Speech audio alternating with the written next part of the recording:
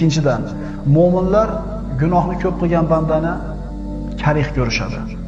Uchinchidan, gunohni ko'p qilgan kishi rizqidan mahrum bo'ladi. Rizqining barakotidan mahrum bo'ladi. To'rtinchidan, ilmdan mahrum bo'ladi.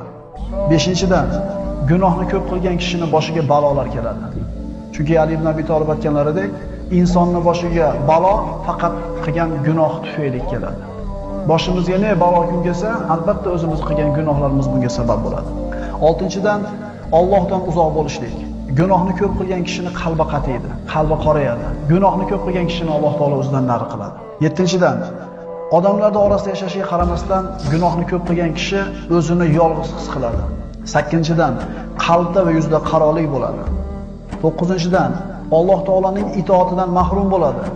Gunohni ko'p qilgan odam ertadan namozni boshlayman, Xudo xolasa deydi, ertamanga borguncha haligi himmati, shashti pasayib qoladi. 10-dan gunohga tortilib turishligi.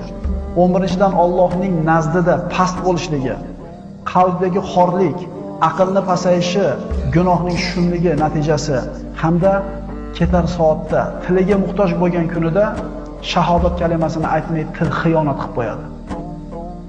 Chunki eng tilimizga muhtoj bo'lgan kunimiz, tilimizdan ikki og'iz so'zni chiqishiga muhtoj bo'lgan kunimiz bu o'lim soati yetgan paytda ashhadu an la ilaha illalloh va ashhadu anna Muhammad rasululloh kalimasini ayta olmay qolishligi bor. Gunoh mana shunday bir zararli, xatarli hamda xunuk bir oqibatlarga olib keladi.